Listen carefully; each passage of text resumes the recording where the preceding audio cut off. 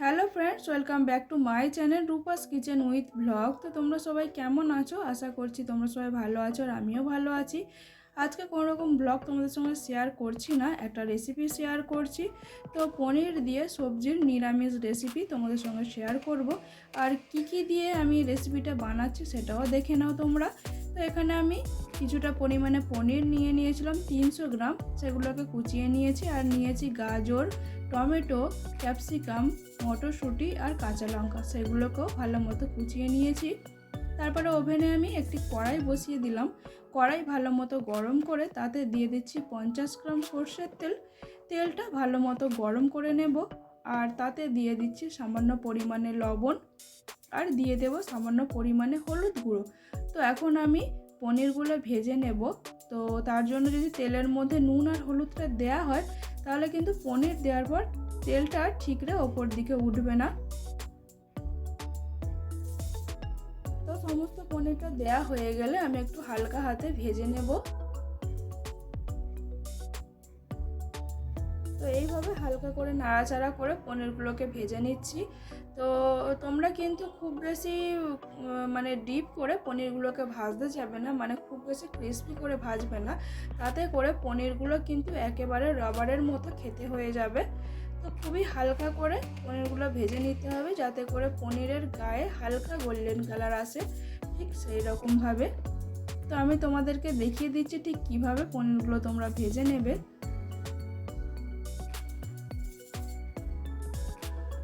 তো দেখো, এইভাবে করে পনিরগুলোকে আমি ভেজে নিয়েছি আর একটি প্লেটে পনিরগুলোকে আমি তুলে নিচ্ছি। তারপরে এই একই তেলের মধ্যে আমি বাকি রান্নাটা করব। তার জন্য আমি এখানে দিয়ে দিচ্ছি সামান্য পরিমাণে হিং, আর দিয়ে দিচ্ছি 1 চামচ পরিমাণ গ্রেট করে রাখা আদাটা আমি এখানে গ্রেট করে নিয়েছি। তোমরা চাইলে কিন্তু আদা এখানে পেস্ট বানিয়েও নিতে পারো। তো তারপরে এখানে আমি দিয়ে দিচ্ছি আরও 2 চামচ পরিমাণে সর্ষের তেল। তো তেলটা আমার খুবই কম ছিল, তো আর একটু তেল আমি ওই জন্য দিয়ে দিলাম। আর তেল দিলে কিন্তু এখনই দিতে হবে, পরে দিলে কিন্তু তরকারির মধ্যে তেলের গন্ধ চলে আসবে। তারপরে এর মধ্যে দিয়ে দিচ্ছি আমি কাঁচা লঙ্কা কুচি। এখানে আমি 3টে কাঁচা লঙ্কা কুচিয়ে নিয়েছিলাম, সেটা দিয়ে দিলাম। নিয়েছিলাম 2টো মিডিয়াম সাইজের গাজর, সেটাকে এইভাবে কেটে নিয়েছি সামান্য পরিমাণে মটরশুঁটি। তো এখানে 200 গ্রাম মতো মটরশুঁটি আমি নিয়েছিলাম। আর একটা বড় ক্যাপসিকাম এইভাবে কেটে নিয়েছি। তো সমস্ত কিছু তেলের মধ্যে দিয়ে ভালো করে নাড়াচাড়া করে মিশিয়ে দিচ্ছি। তারপরে দিয়ে দিচ্ছি 1 চামচ পরিমাণে লবণটা দিয়ে সবজিগুলোকে আমি একটু ভেজে নেব। লবণ দিলে কিন্তু সবজিগুলো তাড়াতাড়ি সেদ্ধ হয়ে যাবে, তাই লবণটা দিলাম।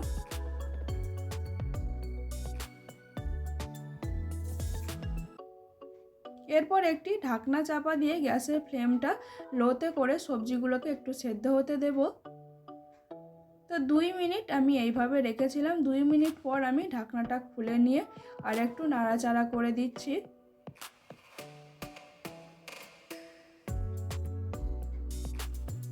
তারপরে দিয়ে দিচ্ছি এখানে টমেটো কুচানো।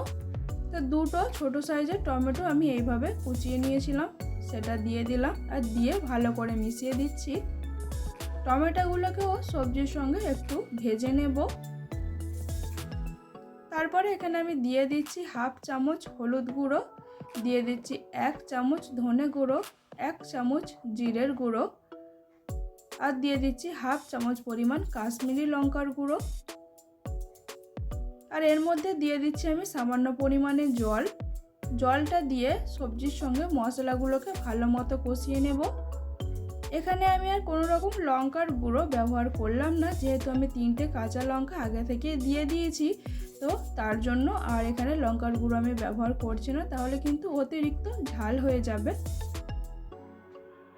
আর এই রেসিপিটা কিন্তু একটু হালকা ঝালই ভালো লাগে, খুব বেশি কটকটে ঝাল করতে যাবেন না, তাহলে রেসিপির টেস্টটা একেবারেই নষ্ট হয়ে যাবে। তো ভালো করে মিশিয়ে দেওয়া হয়ে গেলে ঢাকনা চাপা দিয়ে কিছুক্ষণ এইভাবেই রেখে দিচ্ছি মশলাটা সেট হওয়ার জন্য। 2 মিনিট পর ঢাকনাটা আমি খুলে নিলাম, নিয়ে আরও একটু ভালো করে মিশিয়ে দিচ্ছি। তো দেখো আমি গাজরগুলোকে একটু চেক করে নিলাম, গাজরগুলো কিন্তু একেবারেই সেদ্ধ হয়ে গিয়েছে। সবজি সেদ্ধ ভালো মতো হয়ে গেলে তারপরে কিন্তু টক দইটা ব্যবহার করতে হবে। সবজি যদি সেদ্ধ করার আগে টক দই দিয়ে দেওয়া হয় তাহলে কিন্তু সবজিগুলো আর সেদ্ধ হতে চাইবে না। তো এখানে দেখো তারপরে আমি দিয়ে দিচ্ছি টক দই। এখানে আমি 5 চামচ টক দই নিয়েছিলাম, সেটা ভালো মতো ফেটিয়ে নিয়েছি আর সমস্তটাই আমি এখানে দিয়ে দিলাম। আমার সবজি অনুযায়ী কিন্তু এখানে 5 চামচ টক দই আমি ব্যবহার করেছি। আপনারা আপনাদের সবজি অনুযায়ী কিন্তু টক দইটা বাড়িয়ে বা কমিয়ে নিতে পারেন। তো তারপরে এখানে আমি 1 চামচ চিনি দিয়ে দিলাম। চিনিটা দিয়ে একটু ভালো মতো মিশিয়ে দিচ্ছি। তো রান্নার সময় আমি আপনি বা তোমরা এই দুটো বলেই কথাগুলো বলছি, কারণ আপনারা বড়ও হতে পারেন আর যারা ছোট আছে তাদের জন্য আমি তোমরা হিসাবেই ব্যবহার করছি কথাটা, তো এতে আপনারা কোনো রকম মাইন্ড করবেন না। তারপরে আমি ওখানে 1 চামচ কিন্তু লবণ দিয়ে দিয়েছিলাম, আর যেই বাটিতে আমি টক দই ব্যবহার করেছিলাম সেই বাটিরই 1 বাটি জল আমি এখানে দিয়ে দিলাম।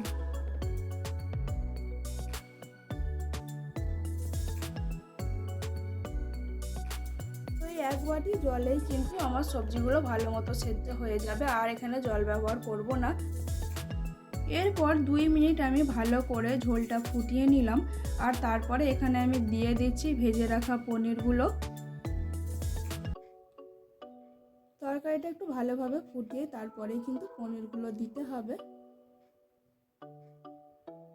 পনিরগুলো দেওয়ার পর একটু ভালো করে মিশিয়ে দিচ্ছি এইভাবে। তো এরপর একটি ঢাকনা চাপা দিয়ে 5 মিনিট ভালো মতো রান্না করে নিলেই কিন্তু আমাদের রেসিপিটা একেবারেই তৈরি হয়ে যাবে। তো একটি ঢাকনা আমি চাপা দিয়ে দিচ্ছি আর চলে আসবো বন্ধুরা 5 মিনিট পর। তো 5 মিনিট পর আমি চলে এসেছি বন্ধুরা। তরকারির ঢাকনাটা আমি খুলে নিলাম আর একটু ভালো করে সমস্তটাই মিশিয়ে দিচ্ছি এইভাবে। আর এই সময় কিন্তু আপনারা লবণের পরিমাণটা একটু চেক করে নেবেন। তো সমস্ত সবজি তো আমার ভালো মতো সেদ্ধ হয়ে গিয়েছে। এখানে দিয়ে দিচ্ছি আমি 2 চামচ পরিমাণে ঘিটা দিয়ে ভালো করে মিশিয়ে দিচ্ছি। আর এই সময় সবজিগুলোকে একটু খুন্তির সাহায্যে হালকা করে ম্যাশ করে দিতে হবে, তাতে কিন্তু তরকারিটা একেবারেই মাখা মাখা হয়ে যাবে। তো এইভাবে করে হালকা হাতে সবজিগুলোকে আমি এইভাবে একটু ঘেটে দিচ্ছি, আর দেখো কত সুন্দর মাখা মাখা হয়ে গেল। এরপর এটি ঢাকনা আমি চাপা দিয়ে দিলাম, গ্যাসের ফ্লেমটা অফ করে দিলাম আর 5 মিনিট রেস্টে রেখে দেব।